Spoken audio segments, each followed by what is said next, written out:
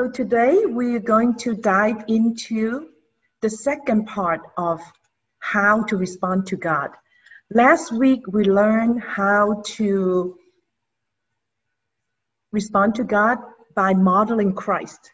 We also went through some remaining known by others on resume, interview, and these are the email actions that I have given you.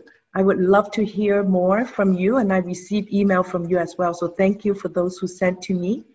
And you discuss these in your small group also. So I received homework and examples of 3 C's and 5 P from different people. So this one, Sister Ling, decided to make a number 6 P, personality. And the personality is actually part of my passion. But it's good that she made it very clear. And then she really had a nice diagram, starting with Christ in the center as number 1. Then the way that God created and designed us is our personality. From there, we know our passion and our purpose.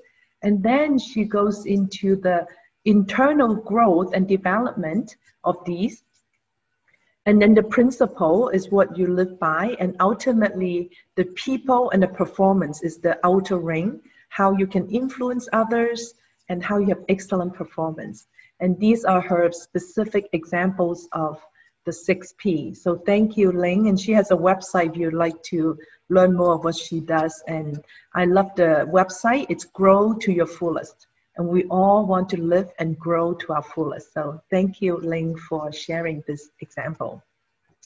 Last week, we also practiced a lot of source stories. So all my mentees would do source stories. And I encourage everyone to do 3 source story minimum, right? 1 for IQ, 1 on EQ, and 1 on AQ. And today, we're going to dive very deep into IQ and AQ and XQ. In terms of making good work.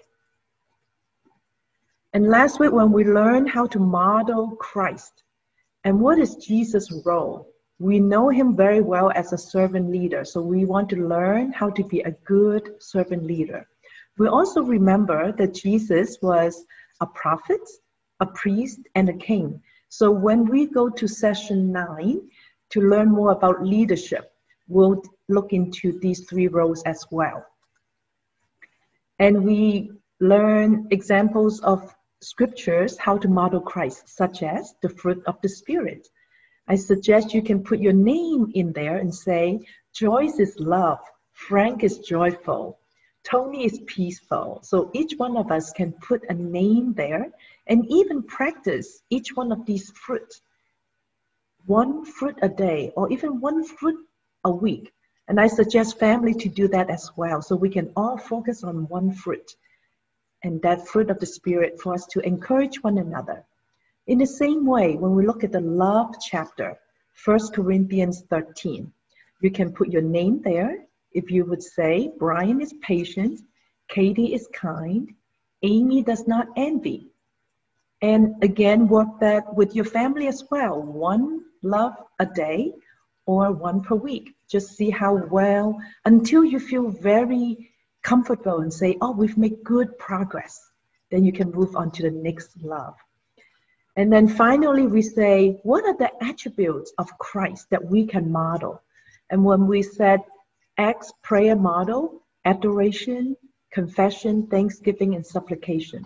Adoration is when we can adore the many attributes of Christ, of God, of the Holy Father, Holy Son, and the Holy Spirit. You can go from A to Z. These are my examples of A to Z. And of course, we have leader and servanthood that we can model Christ at work. In the same way, we can turn these attributes around and say, how can we live out these attributes in my Christian daily life, at work, at home, and in the community? And finally, the Beatitudes from Matthew 5, these 8 blessings.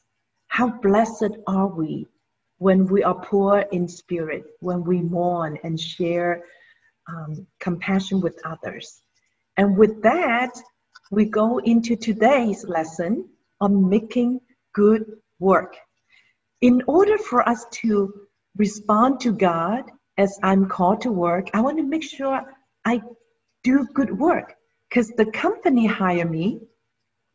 As important as modeling Christ, ultimately they want some good work from us. They pay us to deliver good work, good service for the customers, good teamwork with my coworkers, and good obedience to my leadership and my boss. So in order to do good work, I am showing you the whole range of beatitude in the 8 blessings of 8Q that I have come up with from all my 30-some years of experience being a servant leader in the workplace, at home, and in the church. And we'll take time to study each one of these 8. Last week, we already studied SQ, remember? Spiritual quotient, modeling Christ at work. Today, we're going to focus on IQ, AQ, and XQ. These are the 3 Q we'll focus on to make good work. And in the next few weeks, we're going to learn all the rest of the 8 Q. So they're the beatitude of my quotient gift for you. And that's what makes us a good leader. And you can see the acrostic stand for listen. The very important thing a leader has to do is to be a good listener. So we'll spend time, go through each one of these in the coming weeks.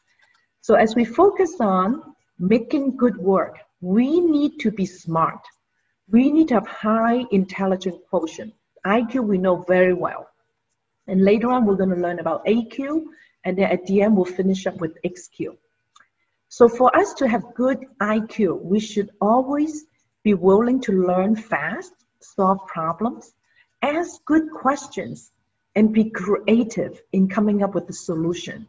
Very careful with critical thinking and have a good foresight. We're going to go through each one of these.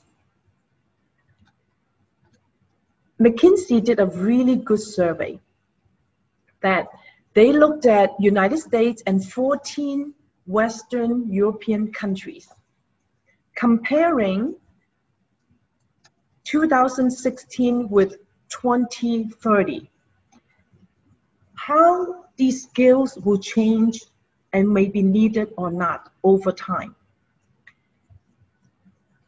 So you see, as automation and intelligent and artificial intelligence become more and more prevalent, a lot of the basic manual work is going to be automated. You can see the first category of physical and manual work will actually drop by -14. So it's not going to be as important. And the basic cognitive skill also dropped by 15. And what's growing? The next 3 areas. Very high cognitive thinking, meaning creativity, complex information processing, and problem solving. And social and emotional skill. That's all the soft skill that we're learning in this class. And emotional quotient and all these beatitude, the 8 Qs that I talked about. And finally, of course, good technology growth in all the new technology, which we're going to go through. So when we think about making good work, we need to pay attention to growing our IQ in the right direction. What do we need to learn toward these blue areas on the right? EQ and technological growth. So these are some examples of global technology trend that is going to be hot. They are going to be among the killer apps. These are going to grow. As one of my mentors has told me, and he's now the CEO of my company, he said, Elaine, you want to go to organizations and work and services and products that generate revenue and have the most investment. So basically he said, follow the money. Follow the money on where the company is going to generate the most revenue and where the company is going to invest the most. Not so much how much you're going to make the most as salary. So these are examples of technologies. You can see robotics, digital, remote of course, during the pandemic, even grow tremendous, like Zoom stock kept going higher and higher. Distant learning, telehealth, all these related to remote distant learning and healthcare, supply chain, 3D, and 5G, which you saw many recent news, right, with the Apple 5G phone. So these are key global technology that you want to learn and invest in. And then other skills, both hardware and software skills, such as blockchain, cloud computing, analytics, AI, user interface, business analysis, marketing, sales, video production, and computing. Those are also growing market value and good area for you to invest and learn. And when we look at the research of companies in Silicon Valley, venture capital that they like to invest the most, these are among the top 6 areas that have the most emerging opportunities and most capital investment. My daughter is in the food distribution company because she loves food and she likes to work on a business that's related to food. So in fact, her company is doing really well. And as again, during COVID-19, many people order food, both not cooked or cooked. Very high on the capital investment interest. Remote training, we talked about earlier, distributed collaboration like Zoom and team meeting. Biotech, especially as we need a vaccine for COVID-19. Remote medicine, when you couldn't go to the doctor's office as much. And I haven't been to the doctor's office since stay-at-home order. And then application sensing, especially we need to track where people go and where they come from and where they're going during COVID-19. So these are all very expected and hard technology that the Silicon Valley capital investment would like to put their money in. And then more, not just on IQ, there are others of the rest of the 8 Qs that I mentioned. So another study highlighted these top skills that are in great demand after 2020, next year onward, that robotic, machine learning, automation cannot take care of. We need human being to do, right? We need to solve problems, good at critical thinking, creative in our solution, and then of course, work well with people, collaboration. So those on the left would be what we're going to talk more about tonight on intelligence quotient, adversity quotient, and transformation quotient, handling changes. And the ones on the right are all about people skills, soft skill, on your character quotient, emotional quotient. Humility quotient is not headquarter, it's humility. You'll learn more about that later on. And then leadership quotient and spiritual quotient. And I actually came up with the caps. We need to put on our thinking caps to grow our IQ. So these are all the combination of these C, A, and P skill. Recently, Harvard Business School came up with a very important concept. It's probably not very new. It's how we need to adapt. So I added adaptability here, and we'll talk more about that when we talk about leadership. And persuasion, very important, how you convince people, not to control, but how to influence and convince people. So that's the CAP, the CAP skill that we need to make good work. So creativity, critical thinking, collaboration, adaptability, persuasion, problem solving, and people management. We're going to dive deeper on how to build these skills for some of these, starting with critical thinking. So over the years, from my own experience and my learning through different leadership training, I summarize into these 4 stages of maturity in our thought leadership. It's very important that we don't just stay in the first level, which is curious. Curious is good, that we want to learn and absorb information. We want to stay hungry, as Steve Jobs has said, Stay hungry, curious to learn new things, and find out really what happened, and then build a better intuition. That's basic. We need to do that. We need to then mature to critical thinking. After you know the knowledge, after you know the information, you need to transform that into knowledge. How to apply that knowledge, digest it, reflect on it, and summarize it. And that's why we have that learning model, right? The learning model helps you to grow beyond just the basic head knowledge or just information. So now you want to digest and internalize it, put in your own way, and find out not just what happened, how did it happen? And what's the relevance? How can I make some sense of it? Then the third level of maturity is even making the knowledge connect the dots, connect the facts. What's the cause and effect? Why did this happen? Ask good questions. Again, whenever you're in a meeting, in an organization, you see who asks questions. Usually the one who's the most successful, the most senior leaders, they are very good at asking good questions. So later on when we learn communication skill, we're going to talk about how to ask good questions. So we can then get to more mature with changing the knowledge into wisdom, so that you know not just what all these, how it happened, but why did it happen and why not happen? And ask good questions, connect the dots, what's the interdependency across the different disciplines, integrate them and put into diagrams. In my case, I put into acrostic. I should add acrostic in there. So many times when I learn something new, when it's important enough, I'll put it into acrostic so I can summarize and make good sense of it. And then use it to collaborate and work well with others. So this is helping us to really connect the dots. And the difference between knowledge and wisdom. What is the difference?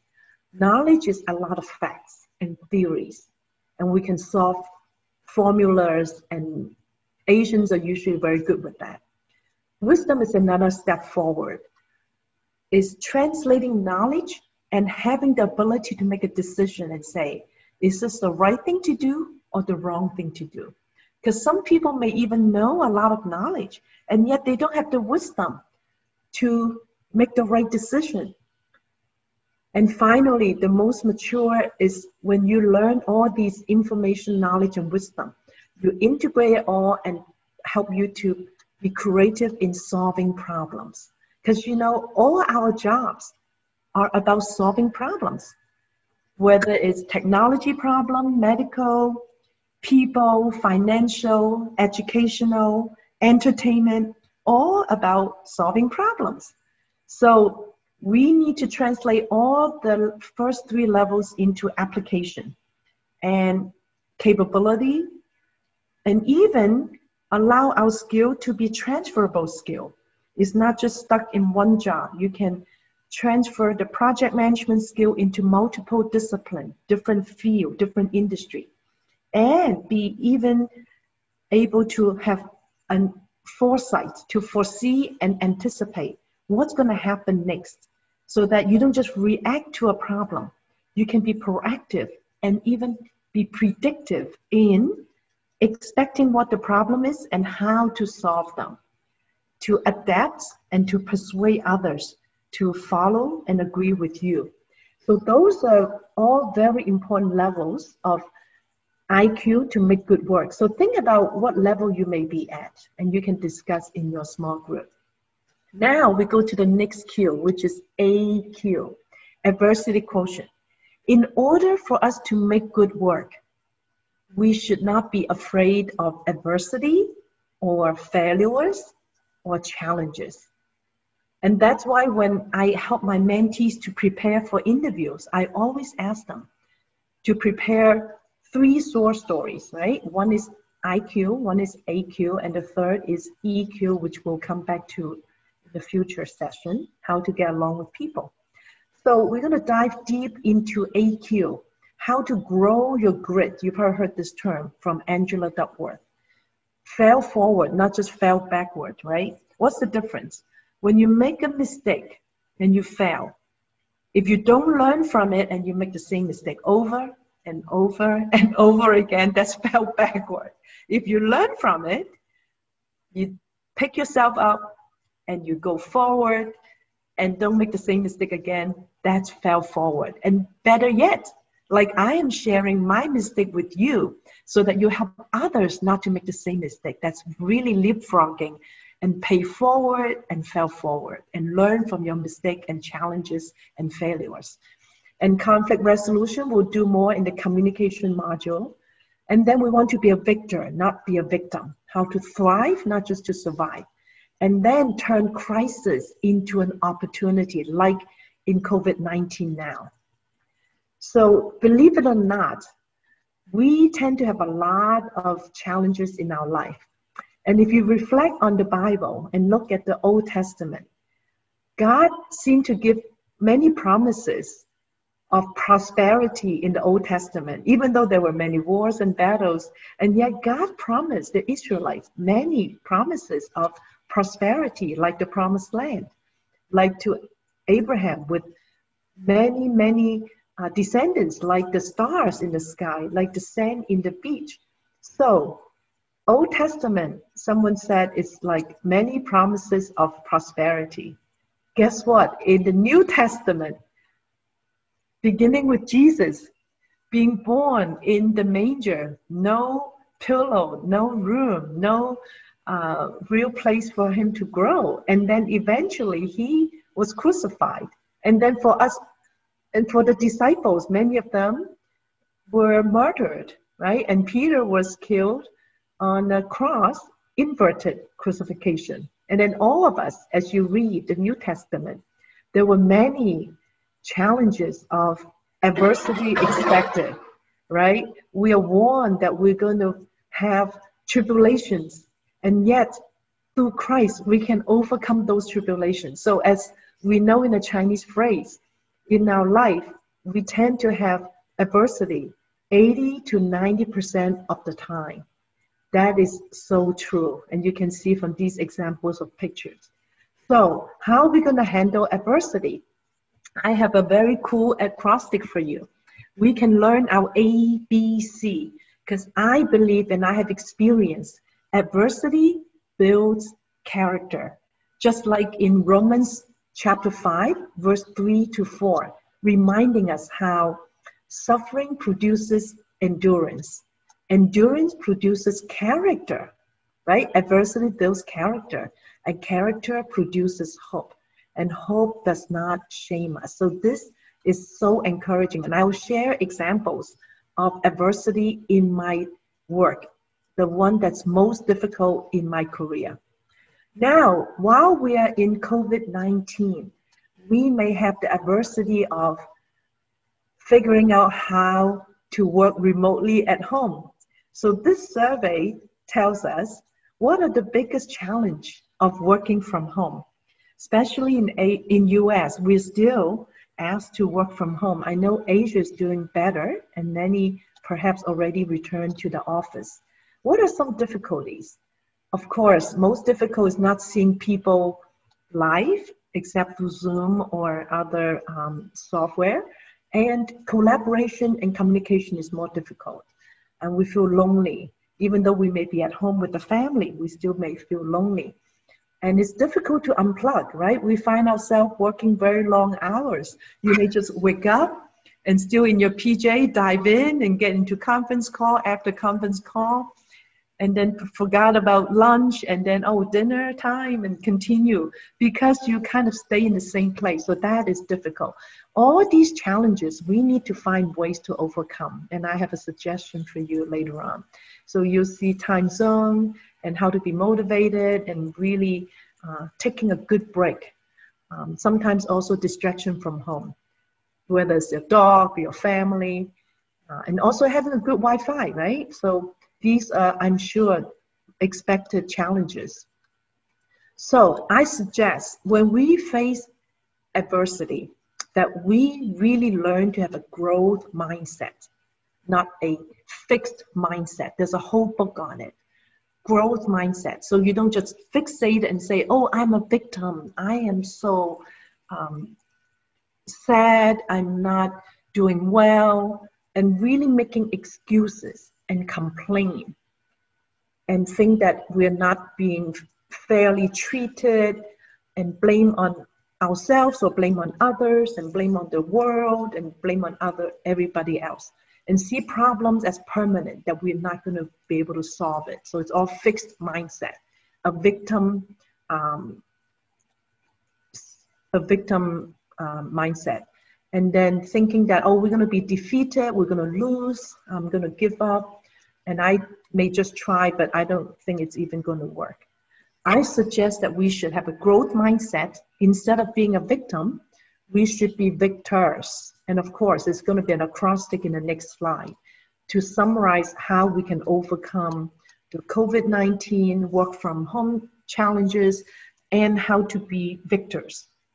So instead of making excuses, we learn to seek solution. We just talked about IQ. When you have good IQ, we ought to be the walking solution. You don't go into your office one-on-one with your boss and just lay a long list of problems for them. You would want to do homework in advance and go in with proactive suggestion on a solution and ask for their input and their support instead of just lay out the list of problems for them. Seek solution, turn to complaint. If somebody's not happy about something, hey, that could be an opportunity for improvement, for requests, especially if it's from a customer.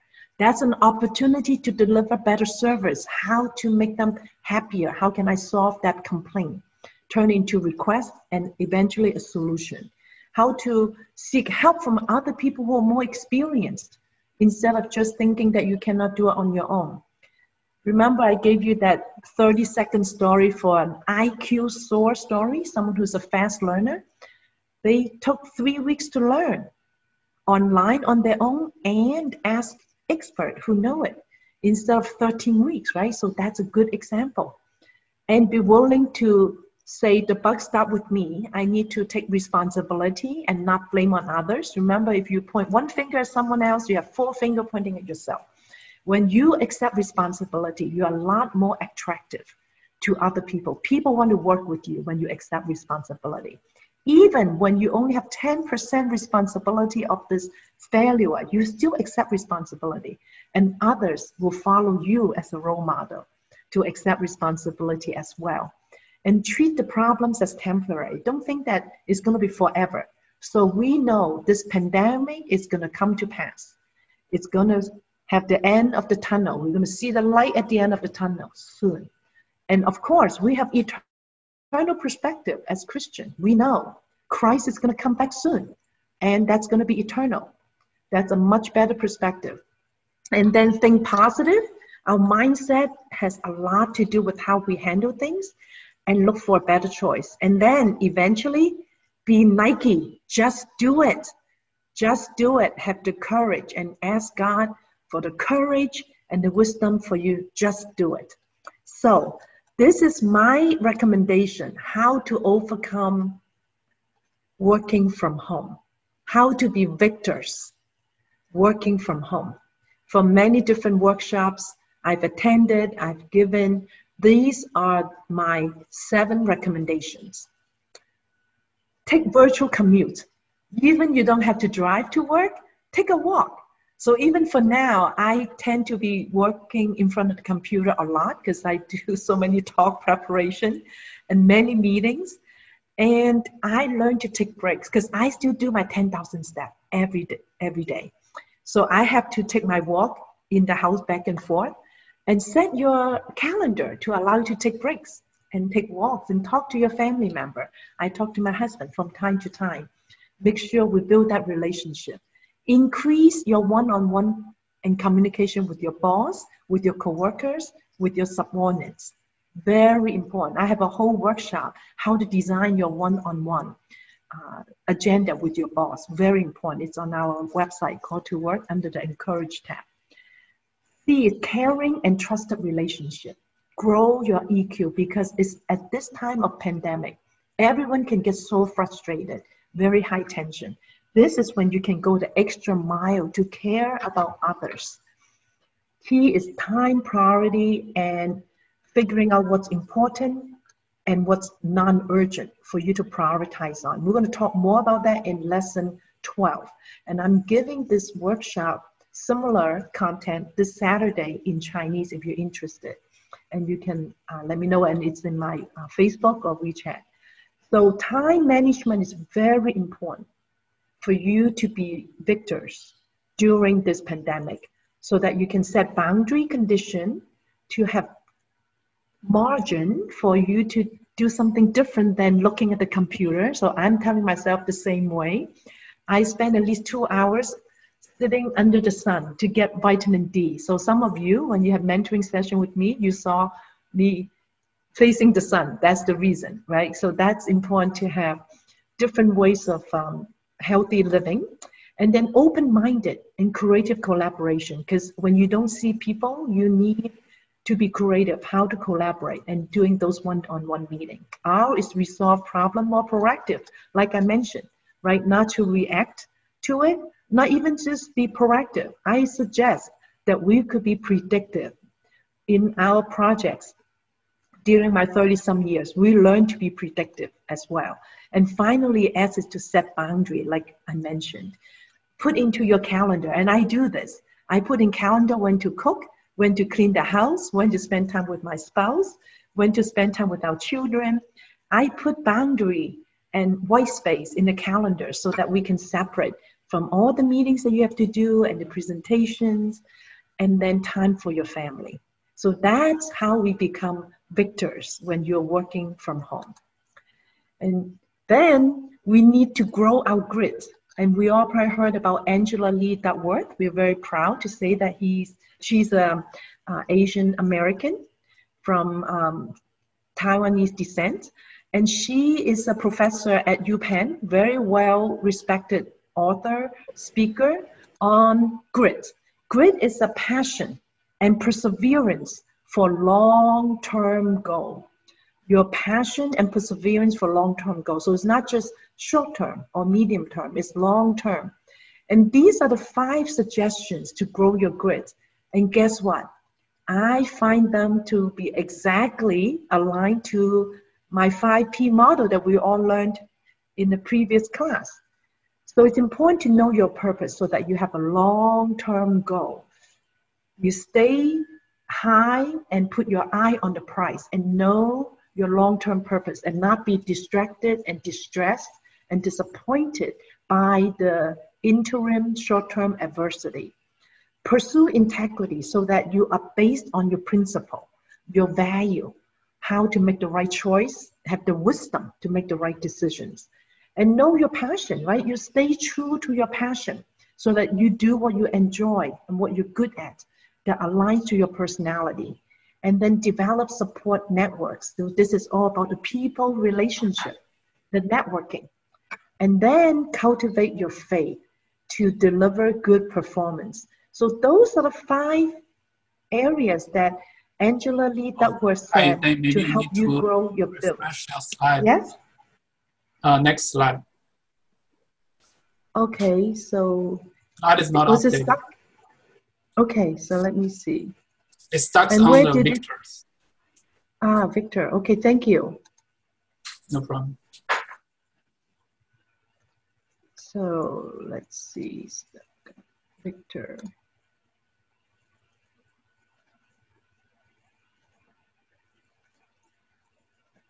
Okay, good. Can you see it now? Yes, right? Okay, so yeah, so these are the 5 conclusions of what Angela Lee Duckworth said we need to do in order to increase your grit. And then I came up with PRAYS, praise, to increase our resilience. Grit and resilience are very similar. They're essentially the same, meaning perseverance, passion and perseverance for your long-term goal. So PRAYS, of course, as Christian, our prayer will help us to grow our adversity quotient. And when I share my story later on, you'll see what a big difference this makes. P is purpose-driven. You already know earlier. We always need to know what is our purpose, because when you know your purpose and you work toward it, you will not be discouraged, and continue to be diligent to your mission so that you plan toward it, you have the right perspective, and you keep your eye on the prize and continue to use your passion to work toward your purpose. So it's a purpose-driven life.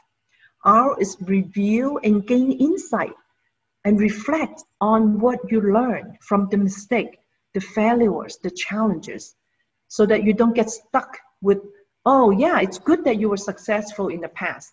It's good you learn from it and be happy, but don't get stuck with it, right? You move on from your past success and also move on from your past failure and continue to grow. A is to augment, increase your adversity quotient. We already said how to fail forward instead of backward, and even help others so you pay it forward as well. And not just a roadblock. Consider as a stepping stone, right? A failure is not a roadblock. It's a stepping stone for you to go higher ground. And stop worrying so that you can start living. Stop worrying, you can start living. You can put this in your application chart, right? The plus, minus, multiplication, and division. So this is where you minus, stop worrying, and you start living. You add, and plus, start living. And that way you can really have a stepping stone and step ahead instead of backward. Y is to yearn for margin. We already said how important it is. And that's something I need to work on the most, that I need to grow my margin. I don't have enough sleep. I'm still in the borderline of 6 hours or less, and my goal is 7 hours. So I need to work on that and set boundary. And all these apps are very helpful to grow your margin, your family time. So as you know, our family would meet every single Sunday for 1 to 2 hours on Zoom. That's when we have our very dedicated family time. And of course, we do WhatsApp and email. Every day when we do our Bible devotion, we share email with our children, what we read. So family time, fulfilling your purpose. So that way you know your purpose, you're working toward it, you feel very satisfied and fulfilled, and make it fruitful, make your time count, including the fun time, not just working time. And have good fellowship, and of course have good food and healthy food, right? So since the pandemic, I lost over 10 pounds, not just to lose weight, but to be healthy. And we're going to talk a lot more about that in self-care. So all that is important for us to handle adversity and make good work. And finally, S is to seek advice, to know God's will. We already learned how to seek God's will in the 5 steps, right? God's word, God's spirit, God's people, God's circumstances, and God's sovereignty. We can seek advice from other people and also fix our eye on things above, on the heavenly goal, if that's eternity and the future plan, so that we don't get stuck with the current adversity. So God's word, of course, really gave us many promises, like Matthew 5:12 said that we can rejoice and be glad, because great is your reward in heaven. Even when we feel that we're persecuted, we will not be persecuted for good.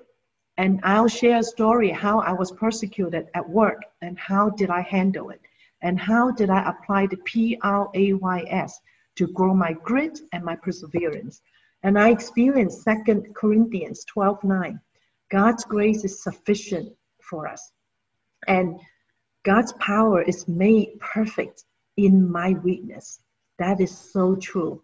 And you know what? God has given his one and only son, Jesus, as the gift of salvation for us. There's nothing else he's hiding from us. So he would always give us the best, even when we're going through struggle and difficult time. So my most difficult time in my 33 years would be the 1 year, every single Sunday night I cried. Remember I said, thank God it's Monday? And that year I could not say, thank God it's Monday. That whole year, every Sunday night, I cried with my family.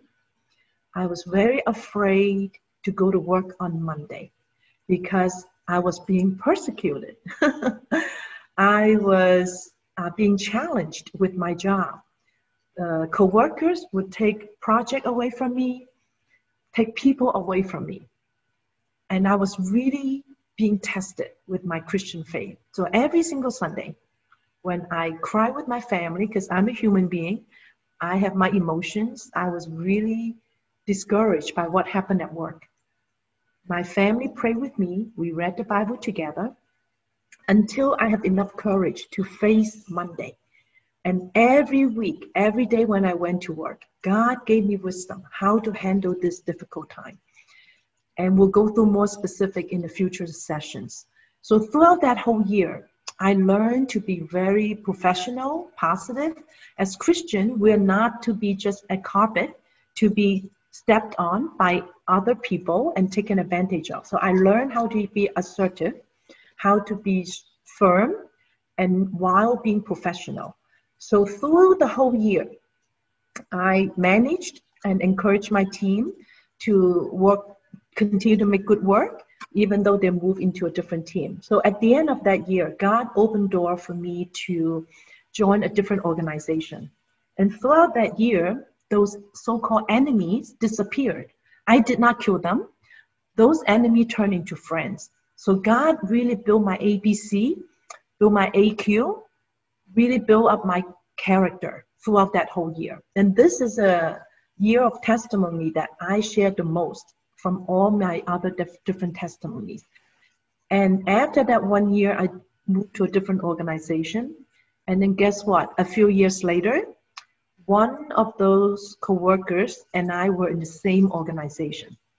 And remember, my enemies disappeared because they were turned into friends from the way that God has helped me and gave me wisdom how to handle those difficult situations. And we'll talk more about those in the conflict resolution class. So through this, later on in that last job, one coworker also was in the same group. And guess what? This time, instead of my people working for this coworker, and because of the organization design, this coworker's people ended up working for me. I didn't go and grab them. And God has such a good sense of humor. And that is a true testament of Romans chapter 12. I encourage you to read Romans 12, verses 9 to 21. Every single verse was so helpful to me, how to handle that whole year of Sunday night blue. So that God really revenged for me, as in Romans chapter 9. So this coworker became friend, and guess what? When I retired, this coworker ended up taking a very big role in my retirement party, and she prepared 2 very beautiful retirement books. One like this, that she printed many pictures and all the acrostics that people have done for me and all the comments they wrote. Another one is handwritten one, very beautiful. And then on the last day of my work, I took her out for lunch, and I thank her for preparing such a beautiful party and these 2 memory books. And she wrote this in the memory book for me. She said, "It's been an absolute pleasure working with you at AT&T. We have been through some crazy times." She meant those dark times, the very ugly times in the whole year of Sunday Night Blue between organization A and B. And through it all, you impress me and those around you with your grace, kindness, and positive attitude. Praise the Lord. God really wants us to shine at work, and it was absolutely not easy. And we're going to learn and continue to apply how to make good work and minister grace and love. That's our next week's lesson. So praise God. So we'll have more story on that in the future class. So when we face adversity, and it causes a lot of stress, I really like Pastor Rick Warren's suggestion.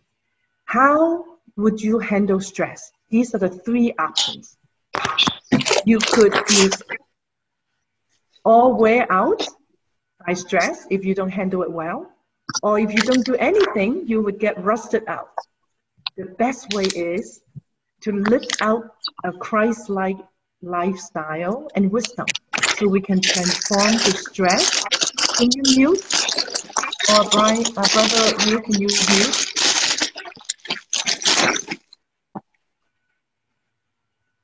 transform stress to strength. And I gave you some example how we can turn stress into strength when we build our character, build our AQ. Because if we don't control or manage the stress will control us for sure. And guess what? God can also turn our mess, like my whole 1 year of Sunday Night Blue, into a message. And can you imagine? That's a message I share every time when I talk about AQ. So finally, we talk about XQ, transformation quotient. What is transformation quotient? It's when we want to learn how to thrive in many unpredictable changes. Just now, like now in COVID-19, we don't know when it's going to end. We don't know when we can travel normally. And yet, instead of just surviving, we want to thrive in these unpredictable change. So this is your ability to build your XQ, even in times of uncertainty and changes. And we actually live in a world of VOGA. Some of you might have heard this term, VOGA. It stands for volatility, meaning very volatile, right? Like now, it's very volatile. The economy and in the eve of election, and it's still looking to find a vaccine, it's very volatile right now. Uncertain, very complex, right? When is the vaccine going to come? How is the election result going to affect the US economy and even the world? And very ambiguous. So these are very much prevalent in the world of VOGA. And this is actually the new normal, right?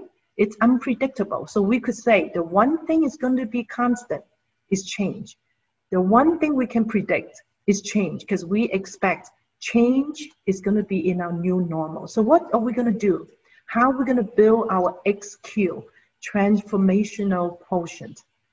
We need to turn all this knowledge, big head, we have so much information and knowledge, and turn them into wisdom, into action, and into solution. Remember the 4 levels of 4C maturity. So we learned so much, right? Especially during COVID-19, we probably took many seminars, webinars, and we all turned into Zombies. From all the Zoom, we got all zoomed out, right? From all the seminars. And yet, when you learn, remember the 4 C's, we need to grow, how to digest, how to internalize, how to translate into action. That's why we want to do the small group after the class, so we can really prepare to come to the small group and reflect and critical thinking on what we learned and connect the dots and take action on it and then yield to the Holy Spirit, not to be afraid of changes. So there's some famous and funny saying. Are you watching and see, oh, what happened? Or you're not sure what happened? Or you're going to be the one person to say, I'm going to make things happen. I want to be the one to make things happen and take action. Translate knowledge into action when I face changes. I don't just look around and say, oh, what happened? Or just watch what everything else is going on, see what's happening. I want to be the one to offer solution and make things happen. That's why we're doing this Call to Work series, because we want to help you to turn knowledge into action, to integrate your faith, all that you learn from Sunday school and fellowship into the workplace. So we want you to continue to pray and apply. And then we don't want you to just survive, right? Look at this chart. My husband found this for me. I love it.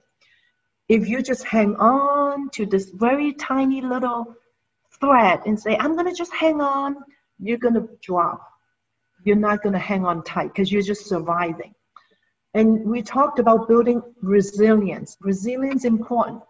It's still not enough. We want to thrive. Thrive means even in the land of desert, you can find a plant growing. You can thrive in some very difficult situation.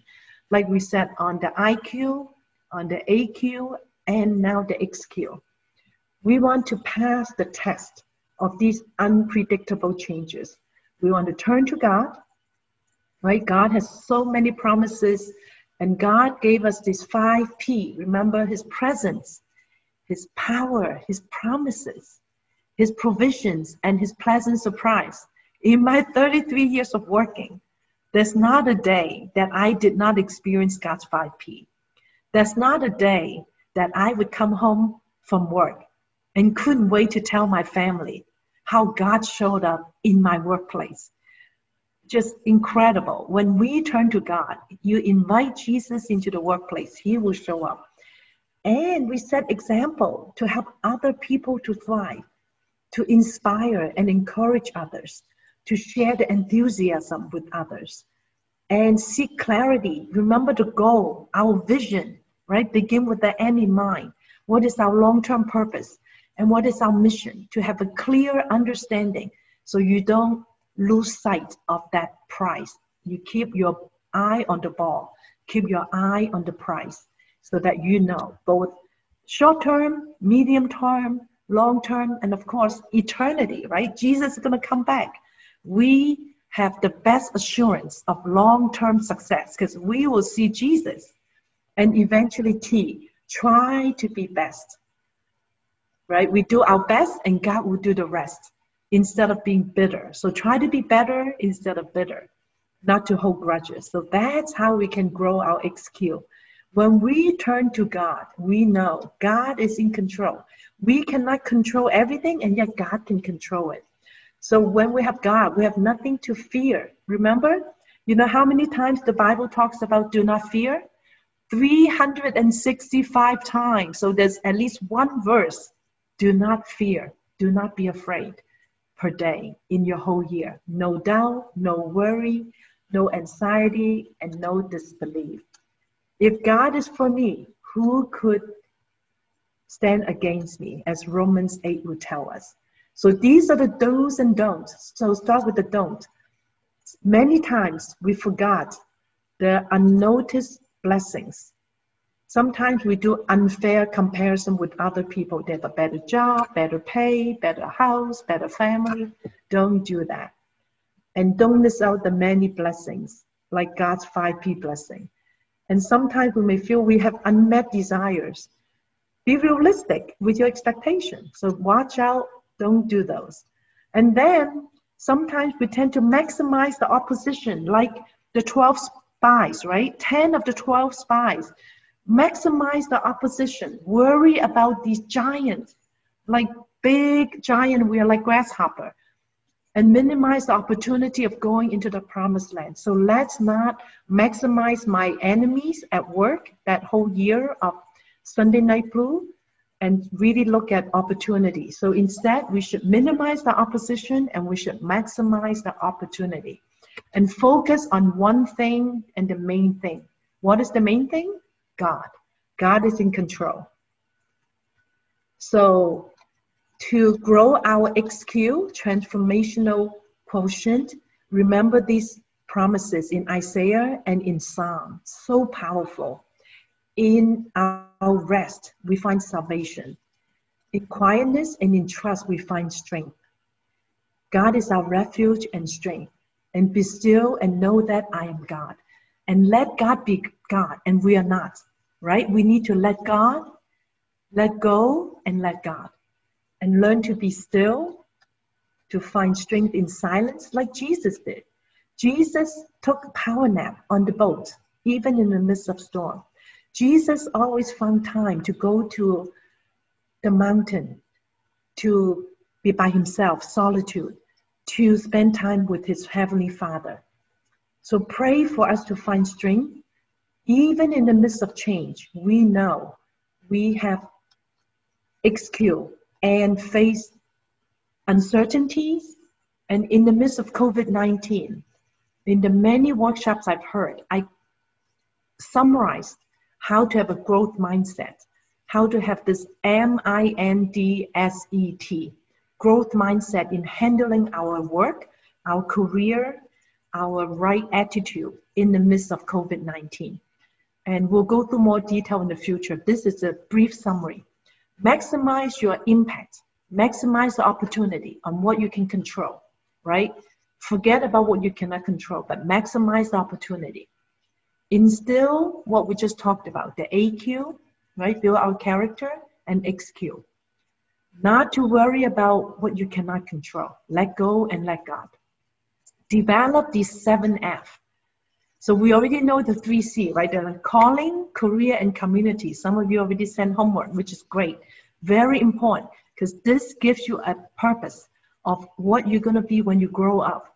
So give you a long-term goal. What is your calling, your career, and your community goals? And these 7F are all that we need to take care of ourselves, right? Your faith, your fitness, like my 10,000 step every day. Your family, I already talked about. Your firm, that's your career. Your finance, right? Be diligent, managing your finance. What you need to spend money on versus what you want to, right? Minimize the wants, right? Minimize your unmet desires, things that you may not need. Your fellowship and your friends. These are the 7F in your life that you need to take good care of. And we'll talk more about these in lesson 12. Strengthen your EQ, emotional quotient, to handle changes better. And enjoy the present, right? Present in English is so good. The present, it's a gift. Every day it's a gift. And we'll talk more about that in the last lesson, how to take good care of yourself. Enjoy every day. And have joyful life, right? Jesus first, others second, you last. And finally, your IQ, right? Continue to learn, a teachable heart. That's how you can grow your XQ, transformational quotient. So to apply what you learn into your life, it's a transformation, right? So not just head knowledge. So we now get ready to do our small group discussion and heart conviction and your hand application and make it a habit. So this is something we want to do every week from your class action and learn from lecture just 5% to 90% when you can share with others, from passive learning to active learning.